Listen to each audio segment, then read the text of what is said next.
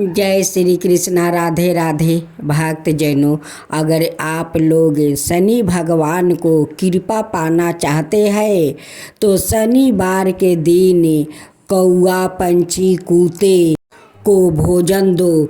कौआ का दाना दो, रोटी दो, पंछी के रोटी दो, गौ माता को भोजन कराओ, उन्हें चारा खिलाओ। अगर शनि भगवान का आप लोग वो कृपा पाना चाहते हैं तो ये सब करना पड़ेगा शनिवार के दिन, क्योंकि शनि भगवान कूते और कौआ का भोजन देने से बहुत प्रसन्न होते हैं। उनके ऊपर उनकी दृष्टि नहीं पड़ता है, वो अपना दृष्टि से वो भक्तों को बचा कर रखते हैं। अगर कौआ आंगन में आकर आपको भोजन कर लेता है, वो पानी पी लेता है, तो जानिए कि उस दिन शुभ ही शुभ होता है। अगर कौआ छत के ऊपर बैठकर वो मीठे मीठे बोलते हैं तो जानिए कि आज के दिन बहुत शुभ होने वाला है। एक दिन जब रावण सीता माता को हर कर ले गए थे लंका में, तो कौआ महाराज उनकी सामने बोल रहे थे। तभी सीता माता उस कौआ से कहती है कि हे कौआ महाराज, उचरिए तो श्री राम जी आएंगे, मुझे रक्षा करेंगे, इस लंका से ले जाएंगे। तो कौआ उड़ पड़ा, क्योंकि श्री राम एक दिन लंका में आएंगे और सीता को ले जाएंगे। तभी सीता माता समझ गई कि कौआ महाराज उड़ गए, जरूर श्री राम जी आएंगे और मुझे ले जाएंगे।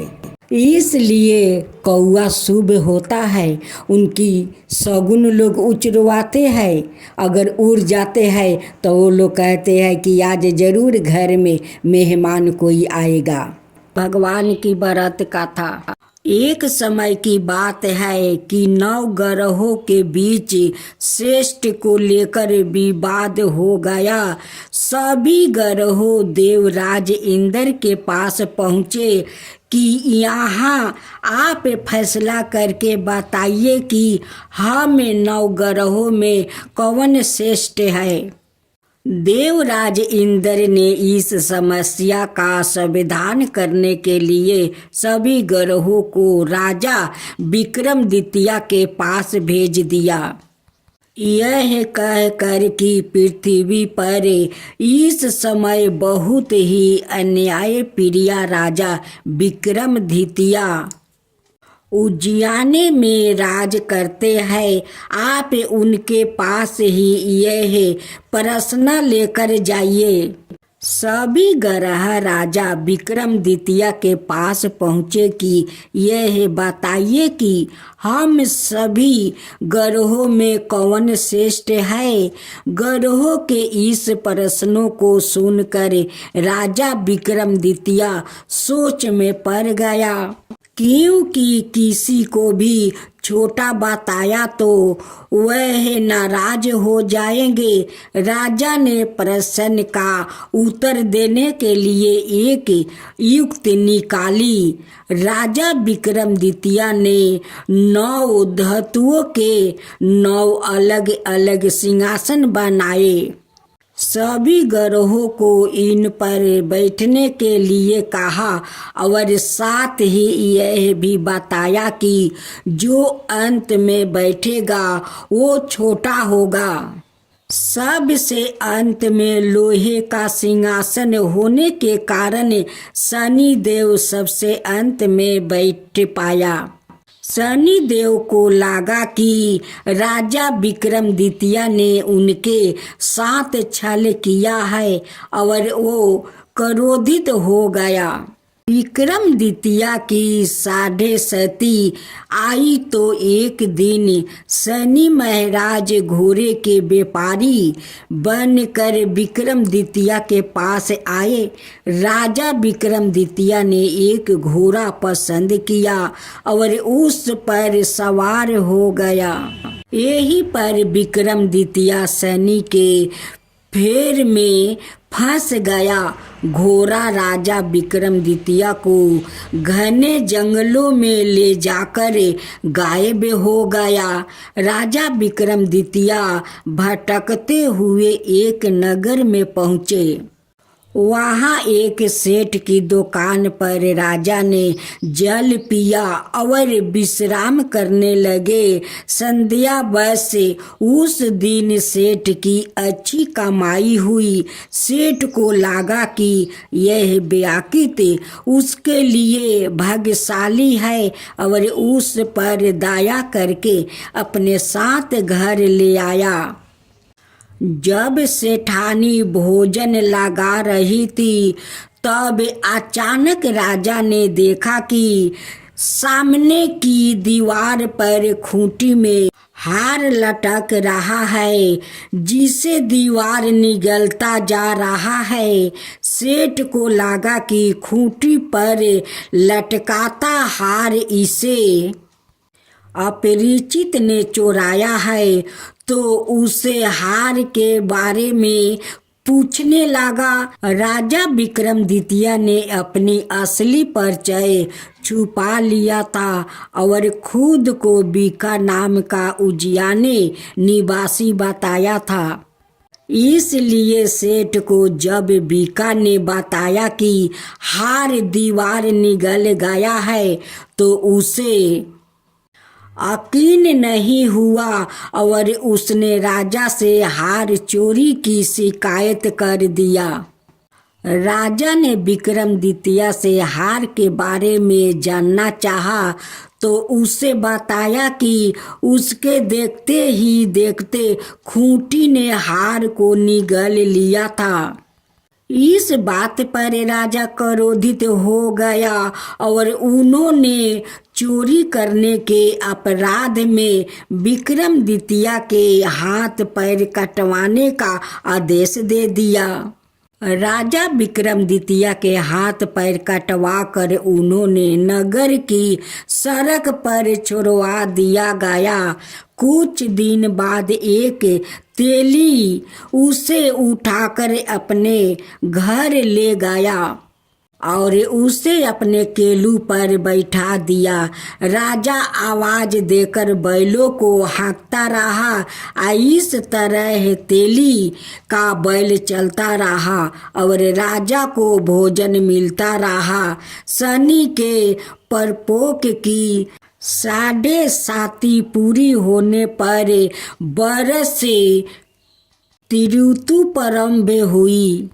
राजा विक्रमादित्य एक रात में मल्हार गा रहे थे कि तभी नगर के राजा की लड़की राजकुमारी मोहिनी रथ पर सवार उसे तेली के घर के पास से गुजर रही थी।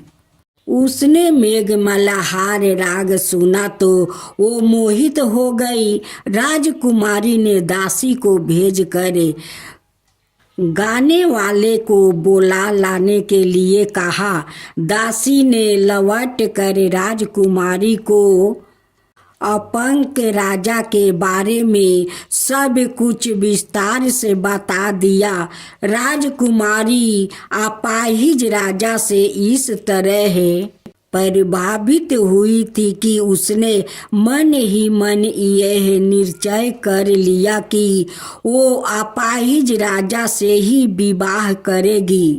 राजकुमारी ने अपने माता पिता से जब यह बात बताई तो वो सब ही यह बात जानकर हैरान रह गया। रानी ने मोहिनी को समझाया, बेटी तुम्हारे भाग्य में तो किसी राजकुमार की रानी होना लिखा है। ऐसे में तुम्हें उस अपाहिज से विवाह करके अपने पैर पर कुल्हाड़ी क्यों मार रही है। राजकुमारी तो मन में ठान चुकी थी, अपनी जिद नहीं छोड़ी। अपनी जिद पूरी करने के लिए उसने भोजन करना छोड़ दिया और प्राण त्याग देने का निश्चय कर लिया। आखिर राजा रानी को विवश होकर अपंग विक्रमादित्य से राजकुमारी का विवाह करवाना पड़ा। विवाह के बाद राजा विक्रमादित्य और राजकुमारी तेली के घर में रहने लगे। उसी रात सपने में शनि देव ने राजा से कहा, राजा तुमने मेरा परपोक देख लिया, मैंने तुम्हें अपना अपमान का दंड दे दिया है। राजा ने शनि देव से क्षमा करने को कहा और प्रार्थना की, हे शनि देव, आपने जितना दुख मुझे दिया है अन्याय किसी को ना देना। शनि देव ने कुछ सोचकर कहा, राजा मैं तुम्हारी प्रार्थना स्वीकार करता हूँ। जो कोई स्त्री पुरुष मेरी पूजा करेगा, शनिवार को व्रत करके मेरी व्रत कथा सुनेगा, उस पर हमेशा मेरी अनुकंपा बनी रहेगी। प्रात काल राजा विक्रमादित्य की नींद खुली तो अपने हाथ पांव देख कर राजा को बहुत खुशी हुई। उसने मन ही मन शनि देव को प्रणाम किया। राजकुमारी भी राजा के हाथ पैर सही सलामत देख कर में डूब गई। तब राजा विक्रमादित्य ने अपना परिचय देते हुए शनि देव के परपोक की सारी कहानी सुनाई। सेठ को जब इस बात का पता चला तो दौड़ता हुआ तेली के घर पहुंचा और राजा के चरणों में गिर कर क्षमा मांगने लगा। राजा ने उसे क्षमा कर दिया, क्योंकि यह सब तो शनि देव के परपोक के कारण हुआ था। सेठ राजा को अपने घर ले गया और उसे भोजन कराया।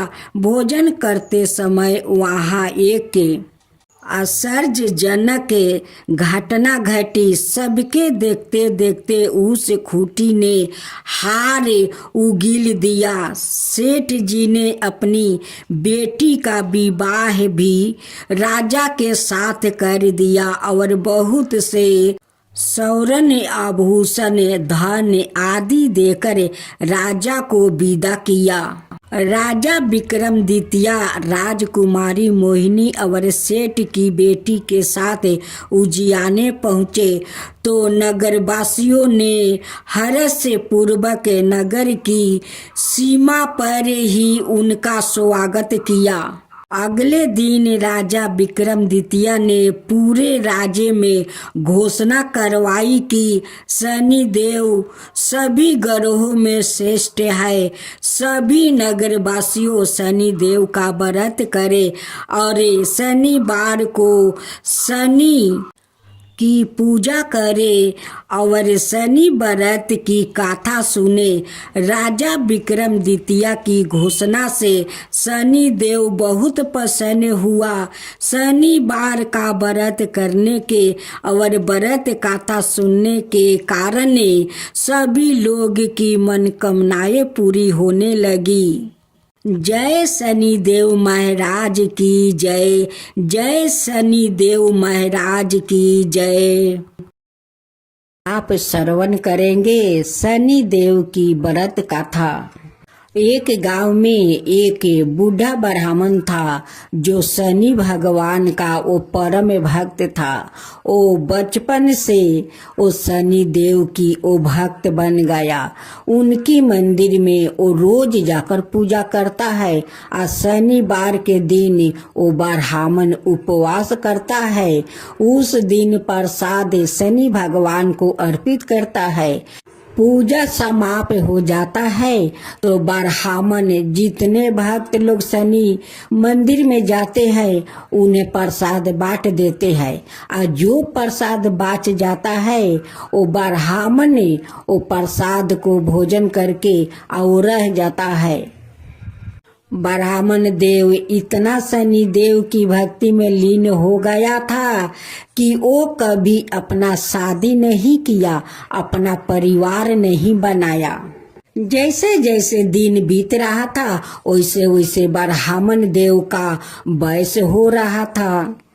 जब ब्राह्मण देव शनि देव का पूजा करते करते 60-70 साल का हो गया, तब शनि देव से वो रोज मंदिर में कहते हैं एक के बात कि हे शनि देव, आपका पूजा में तो मैं लीन हो गया और कभी अपना शादी नहीं किया और नहीं परिवार बनाया, तो हे शनि देव, मेरा अपना कोई नहीं है। हे शनि देव, जो है आप सब कुछ मेरे लिए है। जब मेरा मृत्यु हो तो एकांत में ना हो, जब मेरा मृत्यु को होगा तो आपका मंदिर के सामने होगा। यही मुझे आपसे वरदान चाहिए, क्योंकि आपके मंदिर के सामने बहुत सारा भक्तों रहते हैं।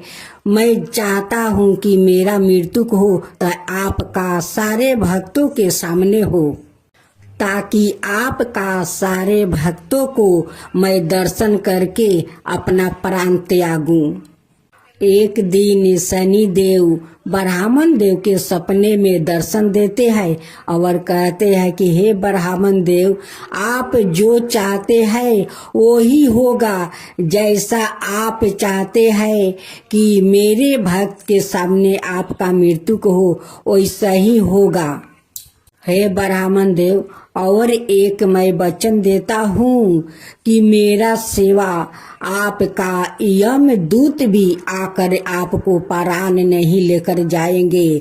जब तक मैं हुक्म ना दूं, यम राज का दूत भी आकर आपको नहीं ले जा पाएगा। ब्राह्मण देव का जब सपना टूटा तब कहने लगे कि हे शनि देव, आप तो साक्षात शनि देव है, आप तो सभिन का पिता है, सभिन को दाता है। आपका हुक्म बाहर कोई कुछ नहीं कर सकता है। फिर ब्राह्मण देव दूसरे दिन शनि देव का मंदिर में जाते हैं, वहाँ पर पूजा पाठ करते हैं।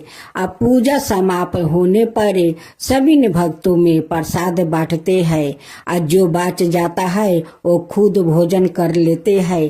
करने के बाद शनि देव के सामने बैठकर ब्राह्मण देव कहते हैं कि हे शनि देव, आप तो सपने में दर्शन दिया था, लेकिन मैं चाहता हूँ कि आप मुझे आकर साक्षात मुझे दर्शन दीजिए, ताकि आपका दर्शन से मैं धन्य हो जाऊं और आपका वैकुंठ में मैं जाकर शरण लूं। शनि देव ब्राह्मण देव को साक्षात दर्शन देते हैं। ब्राह्मण देखकर धन हो गया। वो बार बार हाथ जोड़कर अपना सर उनकी चरण में वो बार बार टीक रहा था।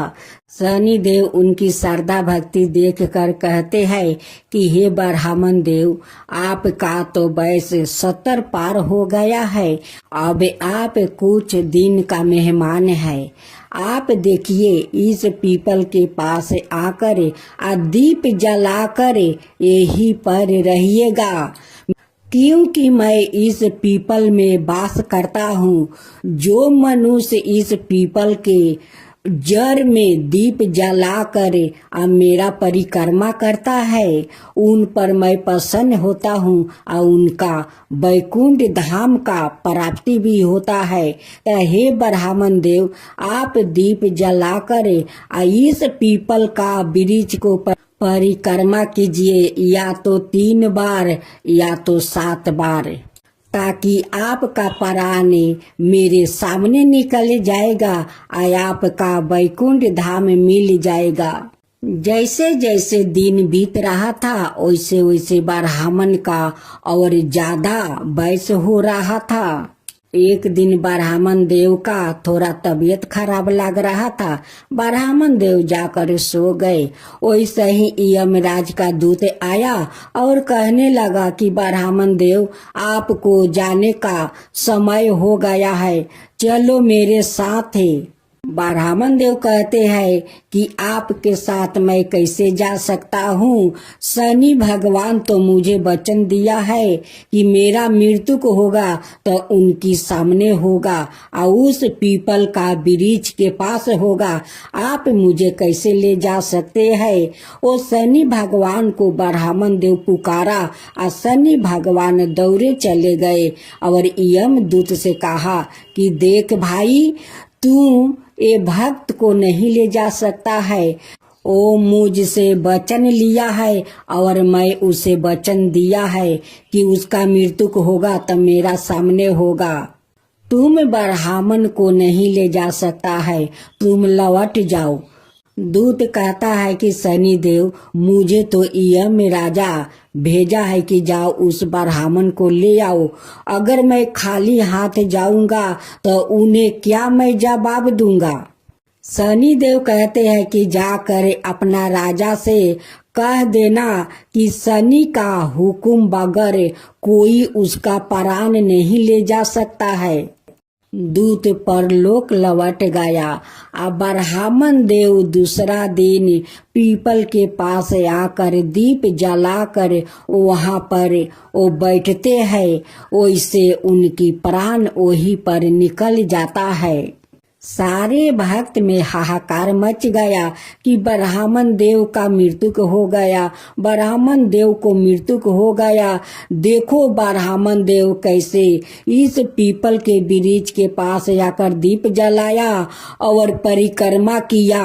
परिक्रमा करते हुए ब्राह्मण देव का प्राण कितना अच्छे से निकल गया। कोई दुख नहीं पहुंचा, कोई कष्ट नहीं हुआ। ब्राह्मण देव का शनि वैकुंठ मिल गया।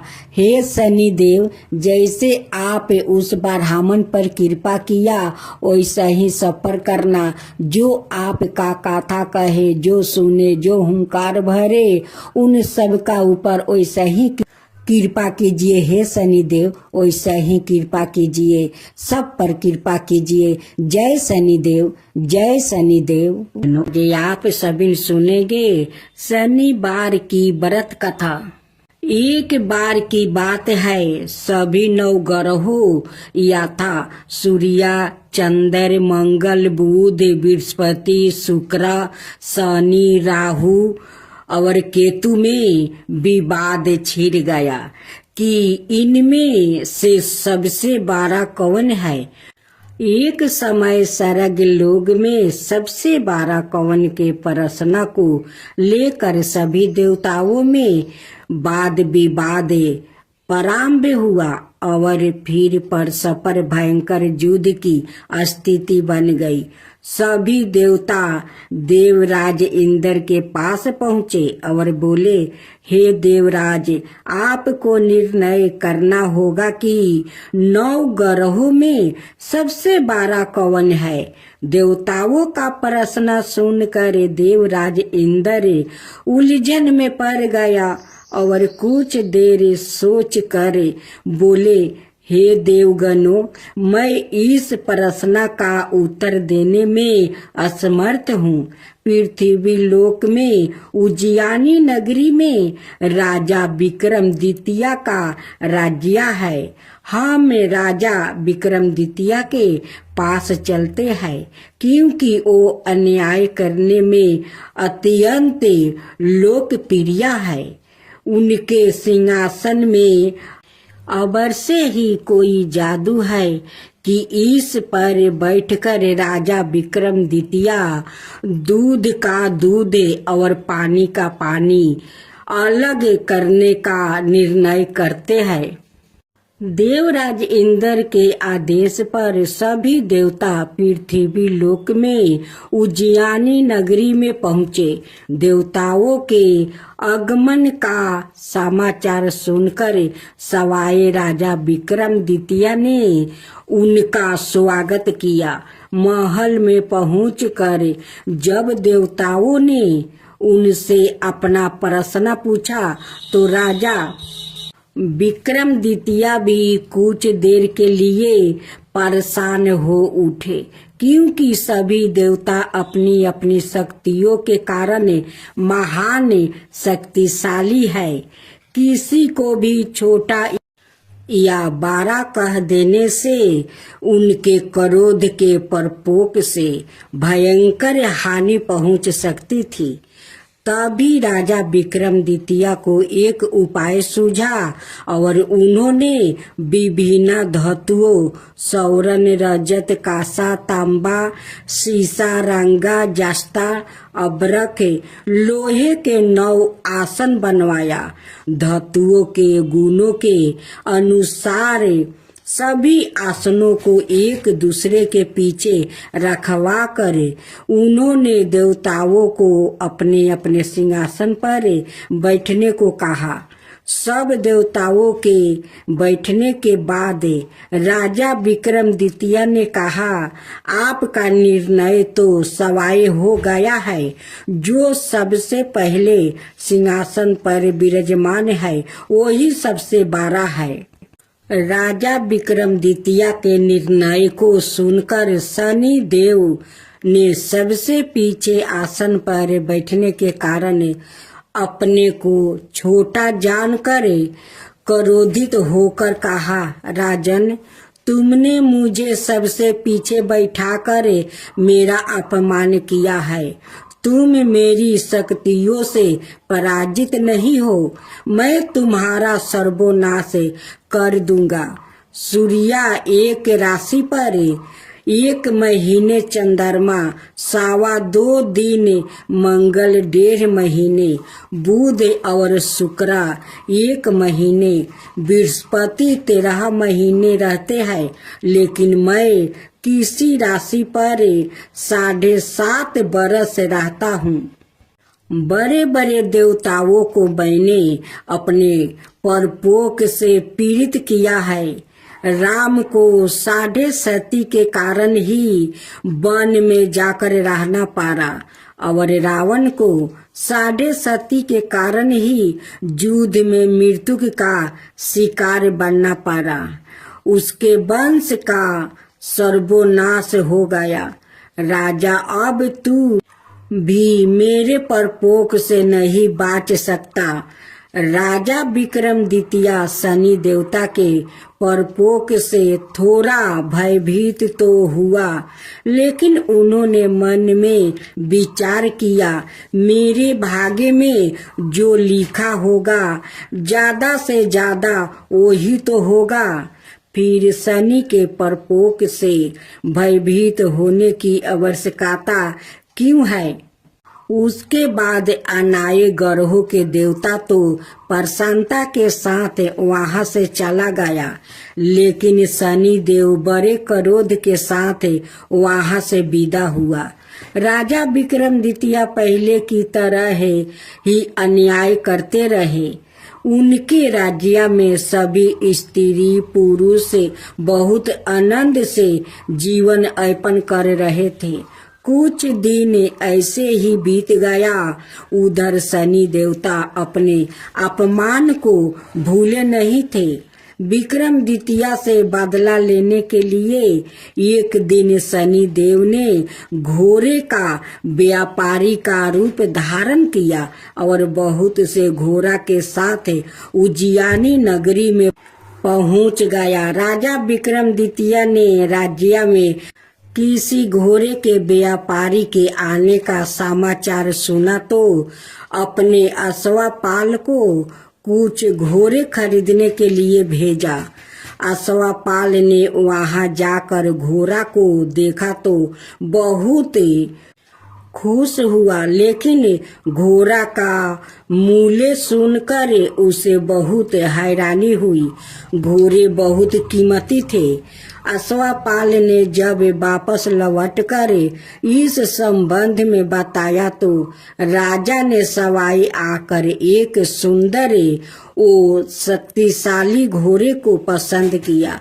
घोड़ा की चाल देखने के लिए राजा उस घोड़े पर सवार हुआ तो वो घोड़ा बिजली की गति से दौड़ पड़ा। तेजी से दौड़ता हुआ घोड़ा राजा को दूर एक जंगल में ले गया और फिर राजा को वहां गिराकर जंगल में कहीं गायब हो गया। राजा अपने नगर को लौटने के लिए जंगल में भटकने लगा, लेकिन उसे लौटने का कोई रास्ता नहीं मिला। राजा को भूख प्यास लग आई। बहुत घूमने पर उसे एक चरवाहा मिला। राजा ने उसे पानी मांगा। पानी पीकर राजा ने उस चरवाहा को अपनी औंठी दे दिया। फिर उसे रास्ता पूछकर वो जंगल से बाहर निकलकर पास के नगर में पहुंचा। राजा ने एक सेठ की दुकान पर बैठकर कुछ देर आराम किया। उसे सेठ ने राजा से बातचीत की तो राजा ने उसे बताया कि मैं उज्जैनी नगरी से आया हूँ। राजा के कुछ देर दुकान पर बैठने से सेठ जी की बहुत बिक्री हुई। सेठ ने राजा को बहुत भगवान समझा और उसे अपने घर भोजन के लिए ले गया। सेठ के घर में सोने का एक हार खूंटी पर लटका हुआ था। राजा को उस कमरे में अकेले छोड़कर सेठ कुछ देर के लिए वो बाहर गया। तभी एक आश्चर्यजनक घटना घटी। राजा के देखते देखते सोने के उस हार को खूंटी निगल गई। सेठ ने कमरे में लौटकर हार को गायब देखा तो चोरी का संदेह राजा पर ही किया, क्योंकि उस कमरे में राजा ही अकेले बैठा था। सेठ ने अपने नौकरों से कहा कि इस मुसाफिर को रस्सियों से बांधकर नगर के राजा के पास ले चलो।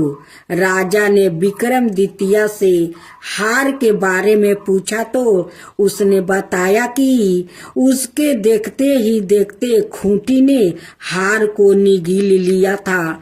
इस पर राजा ने क्रोधित होकर चोरी करने के अपराध में विक्रमादित्य का हाथ पांव कटवाने का आदेश दे दिया। राजा विक्रमादित्य के हाथ पांव कटवा कर उसे नगर की सड़क पर छोड़ दिया गया। कुछ दिन बाद एक तेली उसे उठाकर अपने घर ले गया और उसे अपने केलू पर बैठा दिया। राजा आवाज देकर बैलों को हाँकता रहा। इस तरह तेली का बैल चलता रहा और राजा को भोजन मिलता रहा। शनि के प्रकोप की 7.5 पूरी होने पर बरस ऋतु प्रारंभ हुआ। राजा विक्रमादित्य एक रात मेघ मल्हार गा रहा था कि तभी ने नगर के राजा की लड़की राजकुमारी मोहिनी रथ पर सवार उस तेली के घर के पास से गुजरी। उसने मेघ मल्हार सुना तो उसे बहुत अच्छा लगा और दासी को भेजकर गाने वाले को बुला लाने को कहा। दासी ने लौट कर राजकुमारी को अपंग राजा के बारे में सब कुछ बता दिया। राजकुमारी उसके मेघ मल्हार पर बहुत मोहित हुई थी। अत उसने सब कुछ जानकर भी अपंग राजा से विवाह करने का निश्चय कर लिया।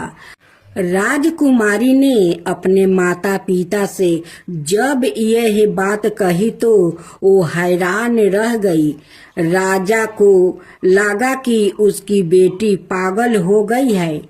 रानी ने मोहिनी को समझाया कि बेटी, तेरे भाग्य में तो किसी राजा की रानी होना लिखा है, फिर तू उस अपंक से ब्याह करके अपने पाँव पर कुल्हाड़ी क्यों मार रही है। राजा ने किसी सुंदर राजकुमार से उसका विवाह करने की बात कही, लेकिन राजकुमारी ने अपनी जिद नहीं छोड़ी। अपनी जिद पूरी करने के लिए उसने भोजन करना छोड़ दिया और प्राण त्याग देने का निश्चय कर लिया। आखिर राजा रानी को बेबस होकर अपंग राजा विक्रमादित्य से राजकुमारी का विवाह करना पड़ा। विवाह के बाद राजा विक्रमादित्य और राजकुमारी तेली के घर में रहने लगे। उसी रात सपने में शनि देव ने राजा से कहा, राजा, तुमने मेरा परपोक देख लिया। मैंने तुम्हें अपने अपमान का दंड दे दिया है।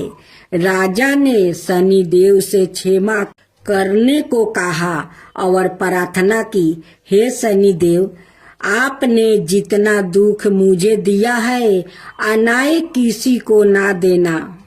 शनि देव ने कुछ सोचते हुए कहा, राजा, मैं तेरी प्रार्थना स्वीकार करता हूँ।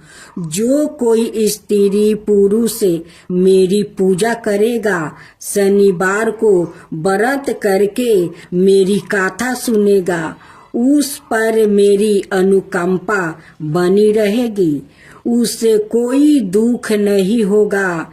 शनिवार को व्रत करने और चिंटियों को आटा डालने से मनुष्य की सभी मनोकामना पूरी होगी। प्रातः काल राजा विक्रमादित्य की नींद खुली तो अपने हाथ पांव देखकर राजा को बहुत खुश हुआ। उसने मन ही मन शनिदेव को प्रणाम किया।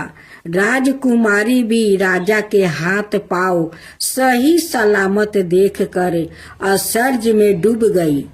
तब राजा विक्रमादित्य ने अपना परिचय देते हुए शनिदेव के परपोक की सारी कहानी कह सुनाई। सेठ को जब इस बात का पता चला तो दौड़ता हुआ तेली के घर पहुंचा और राजा के चरणों में गिरकर क्षमा मांगने लगा। राजा ने उसे क्षमा कर दिया, क्योंकि यह सब तो शनिदेव के परपोक के कारण हुआ था। सेठ राजा को अपने घर ले गया और उसे भोजन करवाया। भोजन करते समय वहाँ एक आश्चर्यजनक घटना घटी। सबके देखते देखते उस खूंटी ने वो हार को उगील दिया। सेठ जी ने अपनी बेटी का विवाह भी राजा के साथ कर दिया और बहुत से स्वर्ण आभूषण धन आदि देकर राजा को विदा किया। राजा विक्रमादित्य राजकुमारी मोहिनी और सेठ की बेटी के साथ उज्जैनी पहुंच गई तो नगर वासियों ने हर्ष से उसका स्वागत किया। उस रात उज्जैनी नगरी में दीप जलाकर लोगों ने दीपावली मनाई। अगले दिन राजा विक्रमादित्य ने पूरे राज्य में घोषणा करवाई, शनि देव सब देवों में सर्वश्रेष्ठ है। प्रत्येक स्त्री पुरुष शनिवार को उनका व्रत करे और व्रत कथा अवश्य सुने। राजा विक्रमादित्य की घोषणा से शनि देव बहुत प्रसन्न हुआ।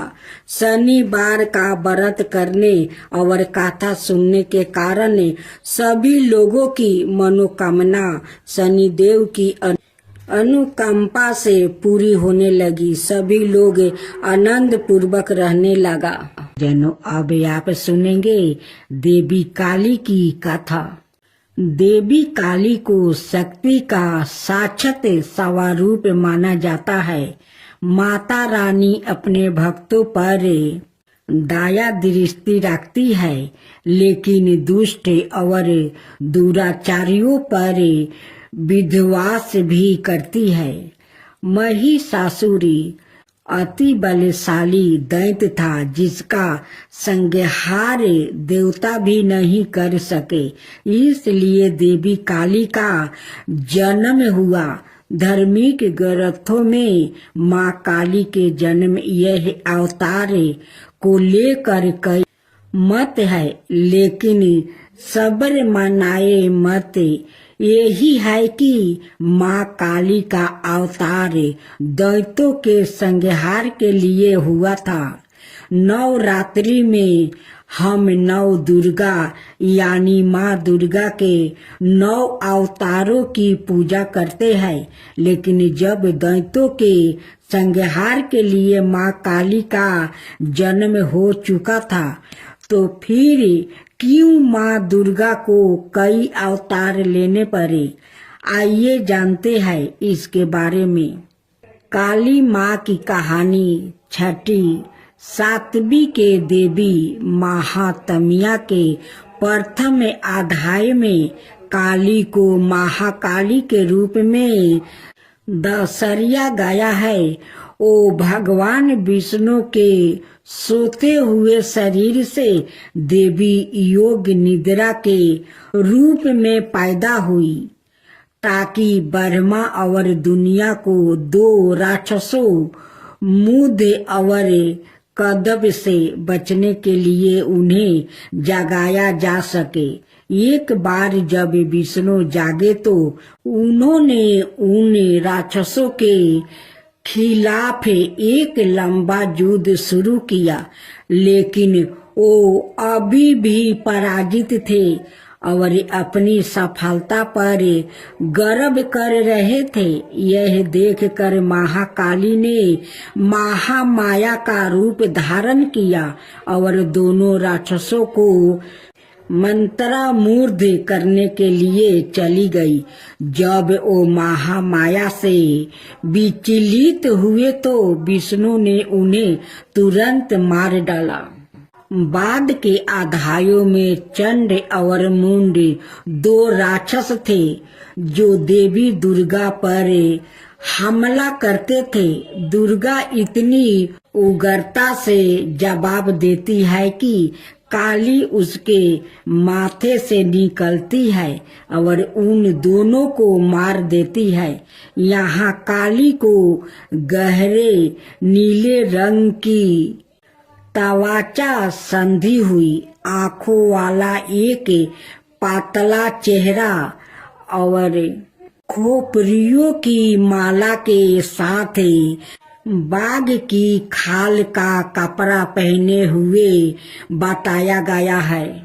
बाद में उसी युद्ध में राक्षस से रक्त बीज जिसके सेनापति चंड और मुंड थे, युद्ध में काली का सामना करते हैं।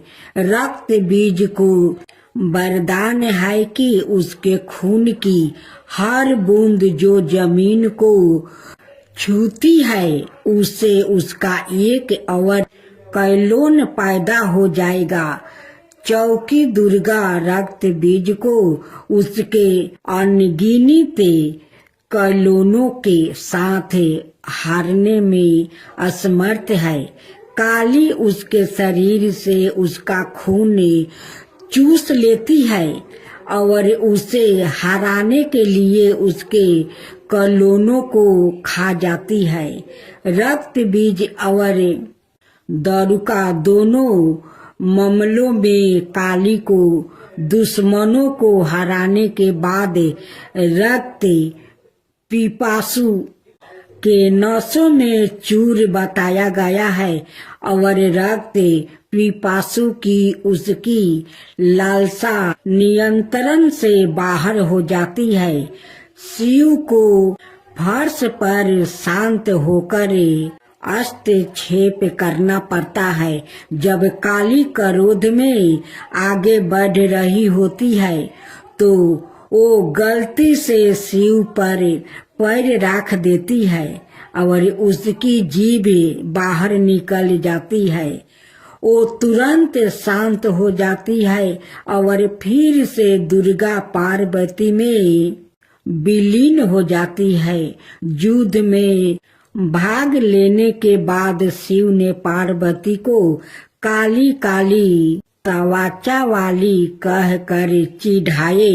पार्वती बहुत आहत हुई और योग योग तक तपस्या करना शुरू कर दिया, जब तक कि उन्होंने अपना काला रंग नहीं खो देती है, इसे त्याग नहीं दिया और गौरी सुनहरी तवाचा वाली देवी नहीं बन गई। उसका छिपा हुआ अंधकारमय अवतारण कोशिकी बन जाता है, जो क्रोधित होने पर काली बन जाता है। काली पूजा उत्सव देवी काली को समर्पित है और विशेष रूप से पश्चिम बंगाल, ओडिया और असम के भारतीयों क्षेत्र में मनाया जाता है। यह हिंदू कैलेंडर के हर महीने में अमावस्या के दिन मनाया जाता है। यह दीपावली के बाद शुरुआत होता है और दिनों तक चलता है। चौकी देवी काली महाविद्याओं में प्रमुख है। उनमें से प्रत्येक का काली पूजा से पहले अवतार का एक दिन होता है। काली माँ को फलों का प्रसाद बंगाल में खिचड़ी भोग के साथ निरामिष अर्थात बिना प्याज या लहसुन का मटन, मछली, करी, पायस, मिठाई और भाजा गहरे तेले हुए पकौड़े चढ़ाया जाता है। कुछ स्थानों पर प्रसाद के रूप में शराब भी चढ़ाई जाती है। अनुभवी पंडितों का कहना है कि लोग रात भर पंडालों में आते हैं और दिन की तुलना में रात में भीड़ बढ़ जाती है। पूजा आश्चर्यजनक रोशनी, प्रकाश और धावनी काली पूजा से पहले प्रत्येक दिन मनाए जाने वाले महाविद्याओं के अवतार और अंतिम महाविद्या कमलात्मिका के अवतार, जिसे कमलात्मिका जयंती के रूप में मनाया जाता है, दिवाली के दिन पड़ने के कारण उन्हें अक्सर तांत्रिक लक्ष्मी के रूप में माना जाता है।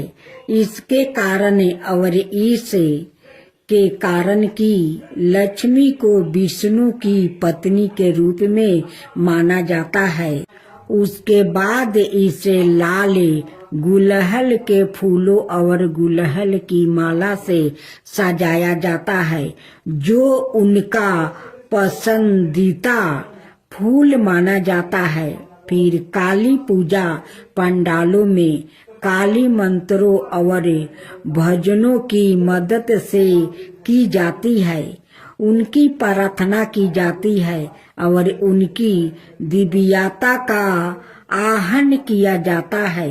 यदि पूजा घर पर आयोजित की जा रही है तो मंदिर काली पूजा की पूजा सेवा प्रदान करता है, जहां भक्त की ओर से पूजा आयोजित की जाती है। मंदिर के पंडितों के पास पूजा के लिए सारी सामग्री तैयार है और भक्तों को बस कुछ निर्देशों का पालन करना है, जो मंदिर द्वारे इसमें। अब आप सुनेंगे हनुमान और ब्राह्मण की अद्भुत कथा। बहुत पुरानी कहानी है।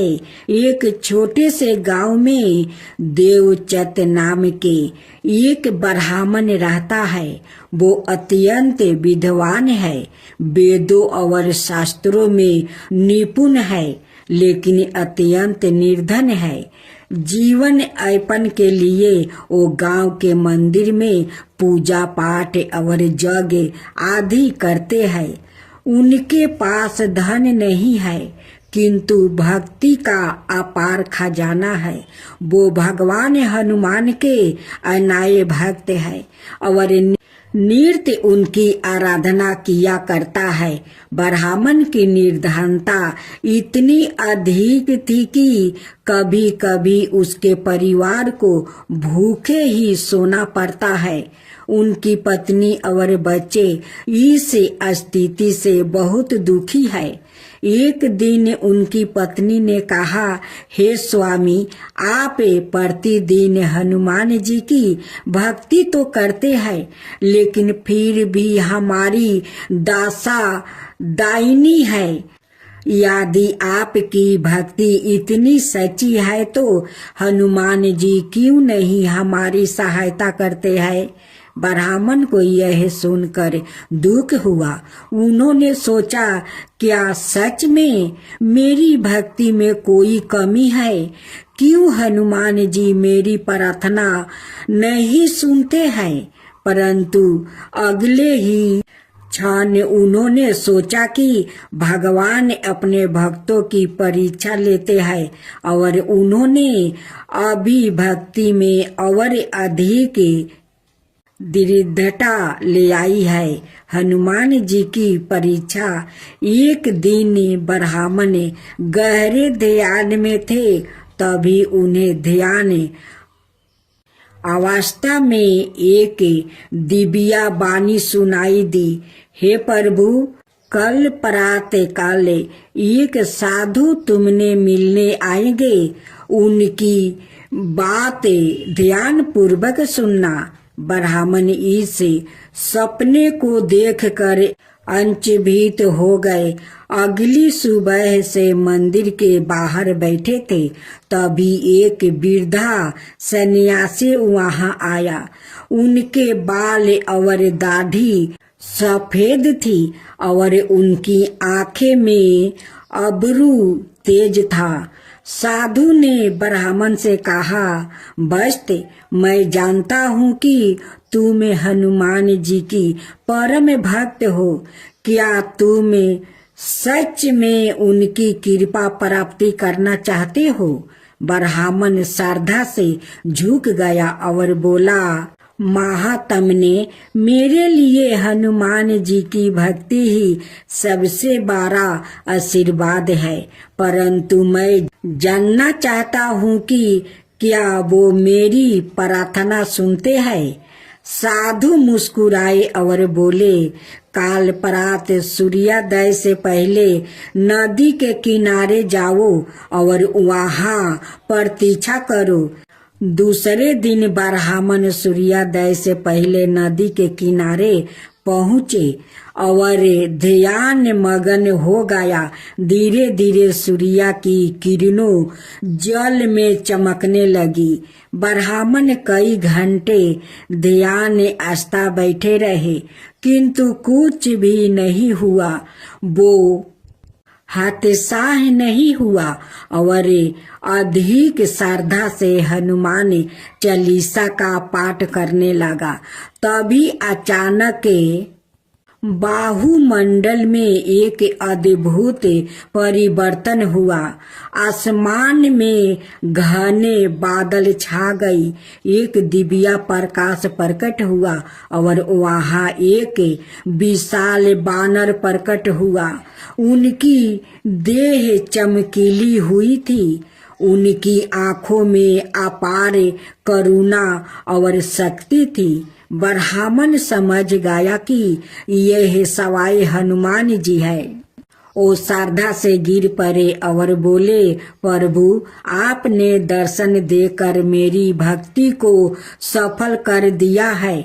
हनुमान जी ने स्नेह पूर्वक कहा, बस्त मैं जानता हूँ कि तुम निर्धनता से परेशान हो, परंतु तुमने कभी मुझसे धन की याचना नहीं किया। तुम्हारी प्रतीक्षा पूरी हो चुकी है। ब्राह्मण ने सिर झुकाया और कहा, प्रभु मैं केवल आपकी भक्ति चाहता हूँ, ना कि कोई वैदिक वस्तु। हनुमान जी ने प्रसन्न होकर कहा, फिर भी तुम्हारे परिवार की सुख संपत्ति के लिए मैं तुम्हें एक आशीर्वाद देता हूँ। इस गांव के पास एक पुराना मंदिर है, उसके नीचे एक गुप्त खजाना गाड़ा हुआ है। वो खजाना तुम्हारा है, किंतु याद रखना उसका उपयोग केवल धर्म और भलाई के लिए करना। ब्राह्मण ने हनुमान जी के आशीर्वाद अनुसार उस स्थान की खोदाई की। वहां सच में एक विशाल खजाना निकला, जिसमें सोने चांदी के सिक्के और बहुमूल्य रत्न थे। ब्राह्मण ने उस धन का उपयोग अपने व्यक्तिगत सुख के लिए नहीं किया। उन्होंने गांव में एक बड़ा मंदिर बनवाया, जहां नृत्य रामचरित मानस का पाठ होता। उन्होंने धर्मशाला बनवाया, जहां साधु संतों और यात्रियों के ठहरने की व्यवस्था की गई। गरीबों के लिए भोजनशालाएं की स्थापना की, जिससे कोई भी भूखा ना सोए। उनकी उदारता और भक्ति देखकर पूरा गांव उनकी प्रशंसा करने लगा। कुछ लोगों ने उनसे पूछा, आपके पास इतना धन आया, लेकिन आपने उसे अपने लिए नहीं रखा। ब्राह्मण ने उत्तर दिया, यह धन मेरा नहीं है, यह प्रभु हनुमान जी की कृपा से मैं केवल उसका संरक्षक हूँ। इसे लोक के कल्याण में लगाना ही मेरा धर्म था। हनुमान जी का अंतिम वरदान था। हनुमान जी यह सब देकर अत्यंत प्रसन्न हुआ। एक रात ब्राह्मण के सपने में आए और बोले, बस्त तुमने धन को लोभ से नहीं बल्कि धर्म के लिए उपयोग किया है, इसलिए मैं तुम्हें एक और वरदान देता हूँ। तुम्हारा परिवार कभी भी अन्न धन से वंचित नहीं रहेगा, और जब तक यह संसार रहेगा लोग तुम्हारा पुण्य कार्यों को याद करेंगे। ब्राह्मण ने श्रद्धा से हनुमान जी को प्रणाम किया। उनके जीवन की सभी कठिनाइयां समाप्त हो गई। बोलो हनुमान जी की जय, हनुमान जी की जय। सुने पीपल पथवारी की कथा कहानी। एक बुढ़िया थी, उसने अपनी बहू से कहा, तू दूध दही बेच के आओ। वो बेचने गई तो रास्ते में औरत पीपल पथवारी सींच रही थी। उनको सींचता देखकर बहू ने पूछा कि तुम यह क्या कर रही हो? औरतों बोली कि हम पीपल पथवारी सींच रही हूँ, इससे अन्न और धन होता है। 12 बरस का बिछड़ा हुआ पति मिल जाता है। तो बहू बोली, ऐसी बात है तो तुम पानी से सींचती हो तो मैं दूध से सींचूंगी। गुजरी बहू रोजाना दूध दही बेचने नहीं जाती। वो रोजाना दूध को पीपल में और दही पथवारी में सींचती है। सास दूध दही का दाम मांगती है तो कह देती है, महीना पूरा हो जाने पर लाकर दूंगी। महीना पूरा हो गया, पूर्णिमा के दिन बहू पीपल पथवारी के पास जाकर बैठ गई। पथवारी ने पूछा, तू मेरे पास क्यों बैठ गई? बहू बोली कि सासू दूध दही का दाम मांगी है। पीपल पथवारी बोली कि मेरे पास क्या दाम में रखा है? यह भारा डिंडा पान पथौरा, इसको ले जा। बहू ने वही ले जाकर कोठरी में रख दिया और डर के मारे कपड़ा ओढ़ कर सो गई। सासू बोली, पैसा ले आई? बहू बोली, कोठरी में रखा है। सासू ने कोठरी खोल के देखी तो देखा हीरा मोती जगमगा रहा है। सासू बोली, बहू इतना धन कहाँ से लाई है? बहू ने आकर देखा तो सच में ही धन भरा हुआ है। बहू ने सास को सारी बातें बता दिया। सास ने कहा, अब की महीना में मैं भी पथवारी सींचूंगी। महीना आ गया, सास दूध दही तो बेचे आती, हंडी धोकर पीपल पथवारी में चढ़ा देती। आया कर बहू से कहती, मेरे से दाम मांगे। वो कहती, सासू जी कोई बहू भी दाम मांगती है? मगर सासू कहती है, तू मांगे। बहू बोली, सासू जी पैसा ले आओ। तो सास पीपल पथवारी के पास जाकर बैठ गई। पीपल पथवारी ने सास को पान पथौरा भरे ढिंढरा दे दिया।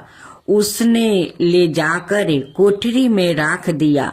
बहू ने खोल कर देखा तो उसमें कीड़े मकोड़ा बिलबिला रहा है।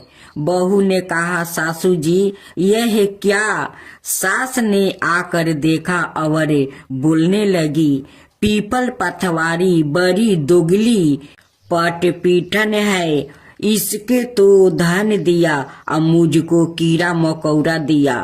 तब सब कोई बोलने लगे कि बहू तो सत्य की भूखी सच्ची थी, तुम धन की भूखी थी।